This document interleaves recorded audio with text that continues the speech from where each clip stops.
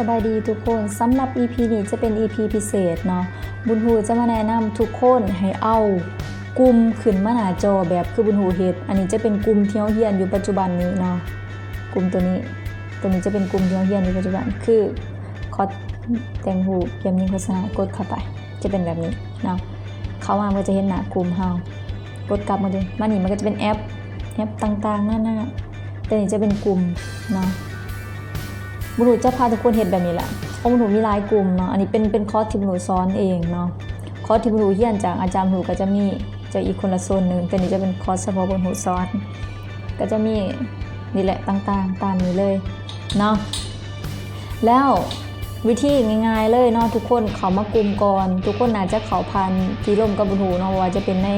ในแชทในเพจบอหรือว่าในวอทแอปที่บุญฮูส่งลิงก์ให้เข้าไปตามหันก่อนเนาะหลังจากเขาตามลิงก์ปุ๊บเขามาหน้ากลุ่มเฮาด้วยว่าหน้าหมองเฮาเฮียนนี่นะเวลามาเฮียนแนะนำอยากให้ทุกคนเนาะที่มาเบิ่งย้อนหลังหั่นนะให้เขามาเบิ่งอยู่นี่นะคำว่าสารบานบทเรียนนี่นะมันจะมีบทเรียนทั้งเบิดกดเบิ่งดูเพิ่มเติมมันจะมี EP 1บุญฮูให้เฮียนหยัง EP 1กดเข้าไปเป็นลิงก์นี่เลยมันจะเข้าไปปุ๊บEP 1บุญฮูบอกว่าโหลดแอปไว้สำหรับแต่งรูปก็บอกให้แคปจอลงทุนกับแคปอันนี้มัน EP 1เนาะ EP 2เฮียนหยังแนะนำจุดเด่นของแอปบุญฮูเฮ็ดเป็นวิดีโออัดหน้าจอมาอันนี้ก็เป็น EP 2 EP 3เลยเป็นไลฟ์หมวดคำเว้าทรงพลังก็จะเป็นแนวนี้ EP 3เนาะทุกคนเฮียนตามนี้เลยตามสารบัญนี้เนาะแล้ววิธีการที่จะเอาขึ้นมาหน้าจอแบบนี้เนาะอันนี้จะเป็นคอร์สตัดต่อวิดีโอมันก็จะเป็นหน้าตาแบบนี้อยู่ก็จะสอนตัดต่อวิดีโอตัดจังไดคือการหั่นแหละอันนี้มาเข้าคอร์สของเฮาวันนี้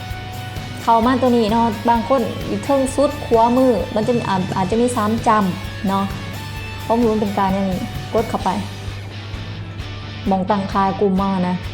เนาะเข้ามามันจะมีหมวดต่างๆมันจะมีคำว่าตั้งค่ากลุ่ม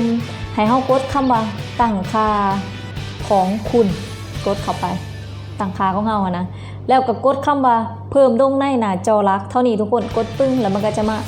เพิ่มอยู่หน้าจอตัวนี้ทันทีเลยนี่มันก็จะมาโชว์ขึ้นอยู่นี่แบบคือจังบุญฮูโชว์ขึ้นอยู่นี่เนาะมันจะมาโชว์เลยก็เท่านี้ทุกคนวิธีการแล้วเฮาเป็นเช่นว่าเฮาไปเขากลุ่มกลุ่มมีหยังต่างๆอยู่ใน Facebook เฮาอยากเฮ็ดแบบนี้หลายเบิดทุกกลุ่มเลยเนาะเป็นกลุ่มขายเสื้อผ้ามือ2ดินรถล่างเฮือนยังต่างเอาไว้โพสต์ไว้แชร์เฮ็ดเอาขึ้นมาหน้าจอเฮาหลายเบิดเนาะทุกคนตามนี้เนาะมีแต่ลองเฮ็ดเบิ่งถ้าผู้ใดเฮ็ดเป็นแล้วก็กลุ่มมันขึ้นมาหน้าจอแล้วพิมพ์มาบอกบุญฮูแน่ว่าเฮ็ดได้แล้วเด้อเนาะโอเคบ่สำหรับ EP นี้สั้นๆก็จะประมาณนี้เนาะเจอกัน EP ต่อไป